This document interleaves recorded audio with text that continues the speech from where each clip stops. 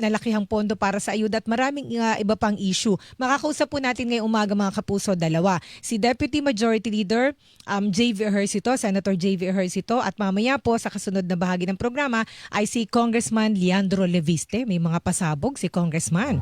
At kaagad na kasi may importanteng lakad si Senator J.V. Ejercito. Kausapin na po natin. Siya po ang main author ng Universal Healthcare Law. Ngayon, bakit ito mapapasok sa usapan? Kasi po, ito yung isa sa mga binuhusan po o bubuhusan muli na malaking pondo sa susunod na taon. Universal Healthcare at saka itong MAIFIP. Ano bang relevance itong MAIFIP? Hingin na natin yung explanation kay Senator JV. Yung MAIFIP, ito po yung medical assistance for financially incapacitated or medical assistance for indigent and financially incapacitated patients. Magandang umaga po sa inyo, Senator JV Ejercito. Good morning, sir. Yes, Hanifa. Good morning. Magandang umaga po sa ating mga tagapakinig sa Double D. Ayan, good morning po. Senator, una muna, dun sa 2026 national budget, batid namin hindi kayo nakasama doon sa Bicameral Conference Committee meetings dahil na-ospital kayo, nagkasakit kayo at mabuti naman po, magaling na kayo, sir. Pero I'm sure na brief nasundan naman, nasubaybayan ninyo, syempre naman. So kayo po ba ay pipirma dito sa budget? Sasama po ba kayo mamaya sa signing, sir, ng Bicameral Conference Committee? Well, actually, alam mo, Hanifa, no, ang budget, alam mo talaga, win some, lose some. No? Hindi naman lahat ng gusto mo o ng nilaban mo, makukuha mo. No? Pero yung mga importante, lalo na yung mga ahensyang akin nilaban, lalo na yung importante provision, no? Yung mga foreign assisted, maibalik sa program funds, halimbawa, tapos yung, yan yung sa DOTR, no? At least tuloy-tuloy na yung mga railway system natin, no? Hindi na magkakaroon ng delay, hindi tulad nung nangyari noon, naging controversial yan. Hindi laban natin na maibalik sa program appropriations na po yung foreign assistant o yung mga priority projects. Tapos, yun na sa mga uniform personnel, yung subsistence allowance, no, na-increase natin from 150 to 350 pesos. Daily, sir. Malaking bagay po yan. Daily yan, no? For PNP, BFP, and BJMP, sa DILG, tsaka Coast Guard. So, at par na sila, pareho na sila with the armed forces. So, ito yung sa tingin ko, tsaka yung mga airports na dinipensa natin, marami naman aprubahan. So, syempre, masaya naman ako doon. Kaya lang, sabi ko, win some, lose some. Doon tayo sa kaya lang. Yung nagkaroon ako ng kahit na hindi ako nakapag-attend dahil ako yung nasa ospital nung kasalukuyan na nagkakaroon ng Bicameral Conference, na nagpadala ako ng manifestation ko regarding MAIFIP na ako po ay bilang principal sponsor and author ng Universal Healthcare Law, mas maganda sana na dapat slowly i-phase out na ang MAIFIP dahil gumaganda na at kumbaga gumugulong na ngayon ang Universal Healthcare Law. No? It took a while, 7th year of implementation na next year, 2019 nung piribahan yun 26 na next year. It's a 10-year program. Admittedly, yung Universal Healthcare, NIMFA, maraming naging challenges, no? Nagkaroon pa ng COVID, maraming birth pains sa pinagdaanan. Pero ngayon, kung mapapansin nyo, ang PhilHealth nag-improve na ang case rates, nag-i-improve na rin yung kanilang coverage kapag na-hospital ka, nandyan na mararamdaman mo na, no? Na nandyan po sila.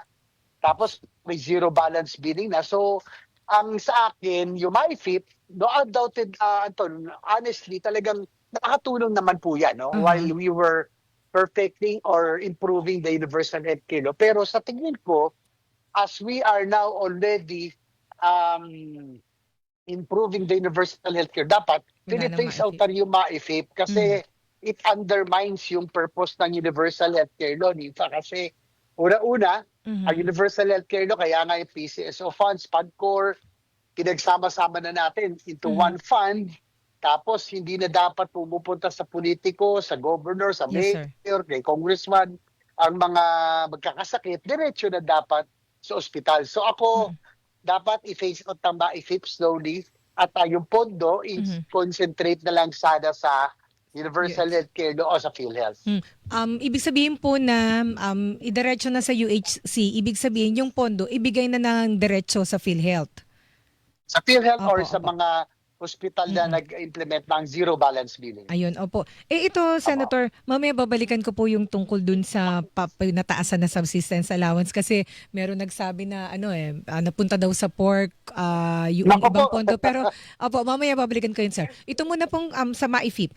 Kasi, yun nga, meron kayong manifestation pero ang ending po ay pinalakihan pa yung pondo para doon sa MAIFIP. Naging 51 billion pesos from 41 billion this year. Ito pong MAIFIP, kaya po controversial para maunawaan ng ating mga listeners, mga viewers natin sa Facebook at YouTube, ay dahil nagagamit daw po ng mga politiko soft pork barrel daw po ito kasi 'di ba nag-i-issue po kayo ng guarantee letter. Marami nga po natutulungan kaya lang sa halip na pong diretso sa ospital tawag dito, lumalapit po sa mga mambabata sa inyo po sa mga senators and congressmen. So ito po, pinalakihan nga 51 billion pesos. So dahil po ba dito ay hindi kayo pipirma o sasang-ayon doon po sa approval nitong budget? Well, pag-uusapan at pag-isipan ko po yan. Opo. Kasi naglagay naman ng special provision. Tinanong ka rin bakit sa Senado dapat mas mababa na yan. No? Dinoble ng House yan. Hinati ng Senado pero in the end, mas lumaki pa. Ang sabi ay dahil sa mga zero balance billing hospitals and at the same time maraming mga kalamidad na nangyayari na kaya nauubos ka agad.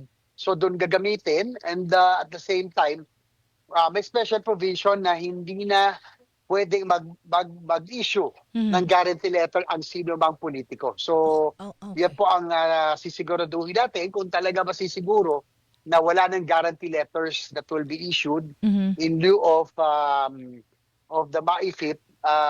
Titignan po natin. Nag-iisipan ko pa kasi again, ako bias ako dyan, Ninfa, kasi nga it will undermine the very purpose of the universal healthcare law. Pero kung talagang aalisin po yung may kakaroon provision na talagang wala ng guarantee letter at hindi na pwedeng mag-execute ng guarantee letters ang mga politiko, then probably pwede pag-isipan, pwede pag-aralan. Ayun, opo. Yun naman po yung guarantee ni Senator Sherwin Gatchalian, Chairman ng Finance Committee, na meron pong provision na bawal yung EPAL. So wala na dapat mag-i-issue ng guarantee letter at in-insist po yan, 'di ba? Ninyo ni Senator Ping Lacson din. Kaya lang sir, meron pong panukalang batas sa Senado. Endorse na po ito ng 3 committees. Ginawan ko ito ng story ng isang araw na endorse po ng 3 committees na maging part ng regular budget na ng gobyerno taon-taon. Itong MAIFIP, gagawin po siyang bahagi ng universal healthcare system. Kaya lang, sabi niyo ho, dapat i-phase out na pero endorse po ng 3 committees. Ano po ang take niyo dito, Senator JV? Well, pag-aaralan natin yan, pero ako, I will still maintain na it will undermine the very purpose of the universal healthcare law. Kasi nga, dapat pag magkasakit ka, ang intention natin, it give access to good quality healthcare for all Filipinos without the financial burden. Dapat, pag magkasakit ka, ang problemahin mo, magpagaling ka. Pag na-hospital ka, wag mo na problemahin sino magbabayad dahil nandiyan ang PCSO, PAGCOR, yung pondo na dapat nasa UHC na. Meron zero balance billing para sa mga indigent, senior citizen at PWDs. Hindi ka na rin dapat lumalapit sa mga politiko dahil yung MAIFIP fund dapat diretso na rin po sa ospital. Kaya nga ako, still I would maintain that as the universal healthcare law is already rolling out, 7th year ngayon, 3 more years, 10-year program yan, dapat slowly phase out na natin ang MAIFIP. Kasi andyan na ang universal healthcare law. By that time, hopefully, mas improve ng PhilHealth, mas maganda na ang coverage, mas maganda na ang participation, mas mataas ng case rate. So you don't need MAIFIP anymore by that time. So yun pa rin ang aking position dyan. Ayun, opo. And then, Senator, kasi meron pong grupo na nagbabalak na, ngayon pa lamang nagbabalak na magsampa sa Supreme Court ng kaso para questionin po itong MAIFIP. Ayun. Baka hingan kayo ng suporta. Tingnan natin, basta yun na po ang aking posisyon. Hindi ko naman kinakailangan sumama na sa gano'n. I don't have to, kung gusto na supporta yung aking posisyon, then well and good. No? But that is my position as the principal sponsored author of the Universal Healthcare Law. We do not want any other program to undermine the very purpose of the Universal Healthcare Law. Kasi nga ang gusto natin, hindi na problemahin ng pasyente, ng pamilya niya, magpagaling siya, hindi kung saan kukuha ng pondo at kanino lalapit. Opo. Ito po, ano naman po ang expected ninyo, sir, na mangyayari sa services ng PhilHealth next year? Kasi po, bukod dito po sa tawag dito sa MAIFI po na ginawa pong 51 billion pesos, tinaasan po ng Bicameral Conference Committee, 51 billion. Tapos meron pa pong additional ito na 60 plus, yung pong regular na subsidy ng gobyerno para po dun sa hindi nakakapag-ambag, hindi ho ba, na sa PhilHealth, yung mga non-contributing members. So, practically, ang magiging pondo na po para sa PhilHealth ay 120 billion plus. So, ano naman po yung expect? More. O more pa? Siyempre, masaya din ako dahil aside from the regular subsidy, dinagdagan pa yan ng 60 billion. Opo. So, mga more than 150 plus nagdagdag pa na additional 15 billion sa BICAM. Kaya nga medyo doon ako na at least yung MAIFIP, naglagay sila ng additional 15 billion din for PhilHealth. So, at least malaking bagay ito for the coverage at participation of PhilHealth. I think more than 150 billion na ito kung susumahin mo ang subsidy sa PhilHealth. Opo, so unprecedented nga daw po itong laki na magiging budget ng PhilHealth. So, dapat po, mas marami na ang coverage, mas malawak na ang coverage at yung masasagot ng PhilHealth, hindi ho ba? Kaya nga, ako'y kumbinsido rin, ako'y masaya kasi nga unprecedented ito, pinakamalaking budget ng PhilHealth, and this will greatly be of help sa implementation ng Universal Healthcare Law. Na kahit papano, after 7 years, hopefully by 2026 talagang mararamdaman na lalo ng bawat Pilipino, lalo na yung mga ospital, ang kalinga o pag-alala ng gobyerno to PhilHealth dahil sa laki ng subsidy na ating pong binibigay sa PhilHealth. Opo. Sir, meron lang po kaming request dito. Kasi po, total nakatuto kayo sa PhilHealth. Kahapon po, may na-interview akong doktor sa Philippine Heart Center, adult pulmonologist po, si Dr. Percival Punzal. Ang sabi niya, meron pong panibago ngayon na treatment para po dun sa may mga asthma. Apparently, sir, yung asthma, naisip ko yung tanong sa inyo kasi di ba na pneumonia ho ba kayo? 'Di ba, yung mga sakit para po sa sakit sa baga, asthma at iba pang sakit sa baga, meron po palang pulmonary rehabilitation ngayon, bagong breakthrough po ito. Ngayon, itong treatment, medyo mahal po ito. Hindi pa pala sakop ng PhilHealth. Baka po pwede, Senator, na maikalampag sa PhilHealth na bilisan yung pag-aasikaso dito para masaklaw yung pulmonary rehabilitation. Apparently, nasa 12 million Filipinos pala ang may asthma. Alam mo, meron tayo tinatawag sa Universal Healthcare Law na Health Technology Assessment Council, NIMFA, nasa bylaw yan.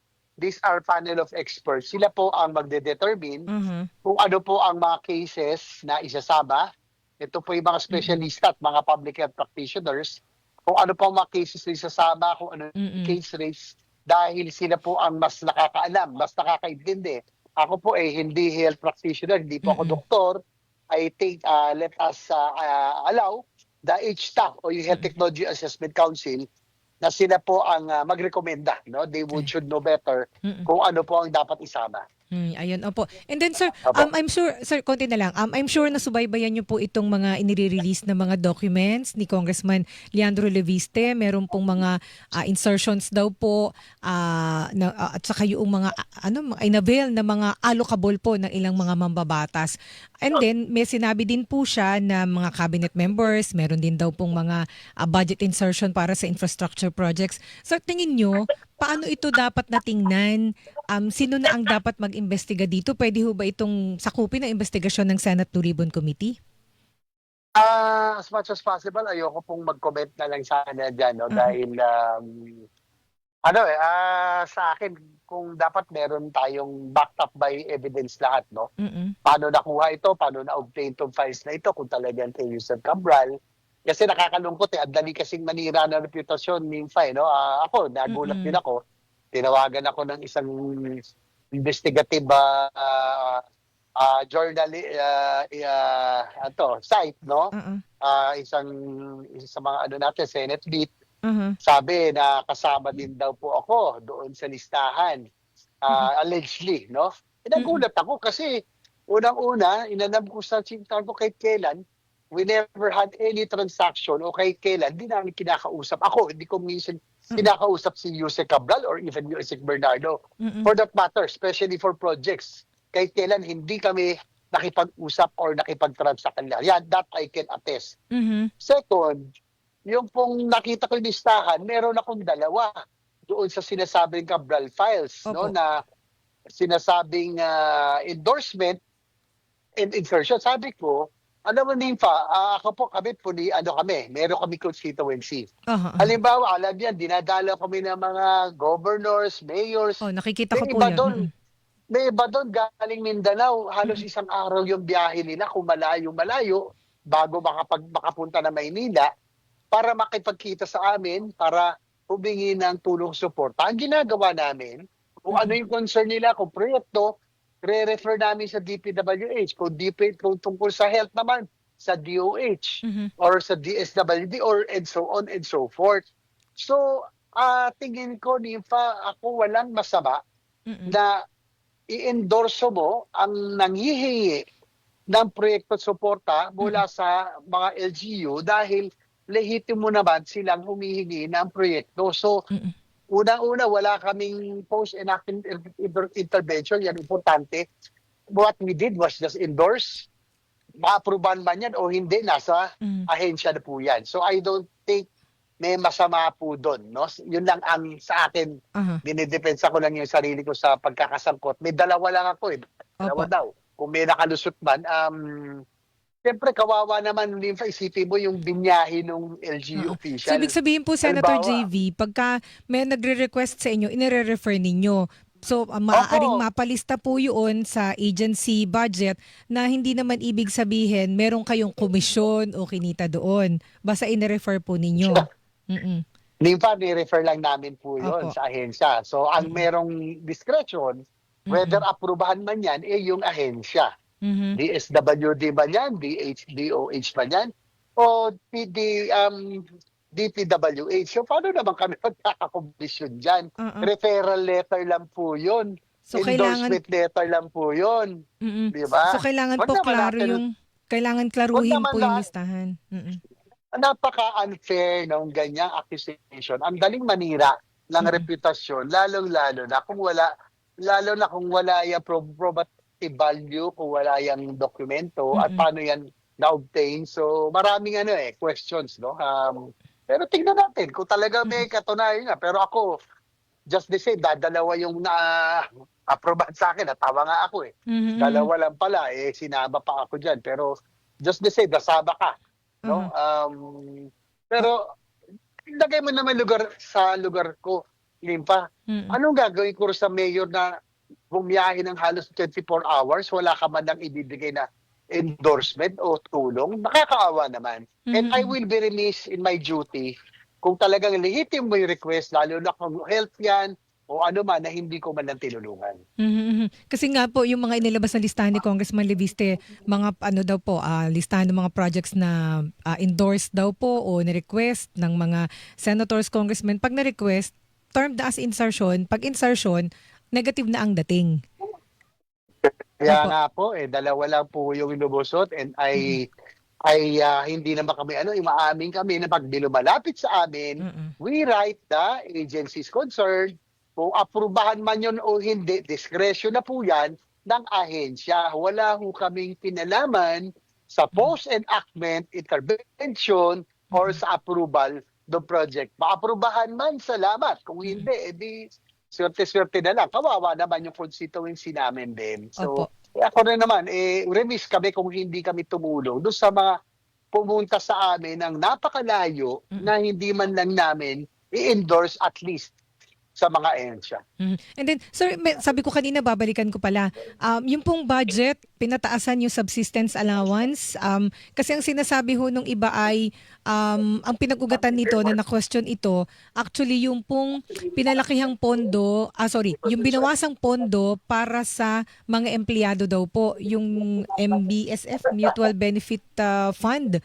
Pang sweldo daw po yun sa mga empleyado na bawasan. Tapos napunta daw po sa pork barrel, napuntang local government support fund. Well, yan ang irresponsibleng statement, allocated Congressman Tino yan, sana nag-research muna siya. Opo, galing po yan dyan sa pondo niya, pero that will be used for increase in subsistence allowance. Hindi po yan pork barrel. Paano po namin ibubulsa yan? Yung whole 17 billion will be used for the increase in subsistence allowance from 150 to 350 pesos of all Philippine National Police, Bureau of Jail Management and Penology, Bureau of Fire Protection, tapos sa Coast Guard, yung mga Philippine Coast Guard. So yung buong amount na yan ay gagamitin sa daily subsistence allowance. So paano magiging pork barrel yan? They should have done the research, nag-aral muna sila bago sila nag-akusa na pork barrel po ito. Ayun, yung po pala, kinuha daw po yung pondo sa Miscellaneous Personnel Benefit Fund, MPBSF. Opo, ginamit po naman natin to for the benefit MPBF. of the uniform personnel. Increase in subsistence allowance. At palagay ko wala na bang kontra doon. I myself recommended this in my committee in the DILG and DOTR at inaprubahan naman ni Senator Gatchalian, accepted ng Mother Finance Committee. So ako po, I'll take responsibility kung may mali po doon, ay ako pong mananagot. Pero I don't think there is something wrong dahil yan po ay mapupunta for the benefit of our uniform personnel. Subsistence allowance po yan. Opo. Hindi po yan magiging pork barrel. Ayan. And then sir, yung Independent People's Commission, ano po ang timetable dito bilang kayo po ang Deputy Majority Leader? Kasi po, inaabangan ito dahil parang buwag na rin daw po itong Independent Commission for Infrastructure ngayon dahil sa resignation ng 2 commissioners, natitira na lang po chairman na lamang. So, ano po ang future sir ng Independent People's Commission na supposedly pamalit, sir? Tignan na lang muna natin, no? Kasi magbabalik pa lang kami. We will have a majority caucus dahil medyo matagal din ako na out of touch. Pasensya na, almost 3 weeks ako nawala. So we will have to talk, makipag-usap tayo sa majority kung ano ang pagiging position regarding the ICI. Pero pabor po kayo sa creation nung panibagong commission po na pamalit ng ICI, Senator? Anything that will be on accountability, kailangan, no? Hindi pwedeng may makalusot dito sa biggest scandal ever in the history of our country. So kung ano man na makakabuti para mapanagot, ang mga dapat mapanagot ay siyempre kailangan suportahan. Ayan. With that, sir, maraming salamat po sa inyo, Senator J.V. Ejercito. Thank you po. Salamat din. Salamat po mga kapuso, si Senator J.V. Ejercito, Senate Deputy Majority Leader. Maya-maya po mga kapuso, Hilingan, walang pinoprotect.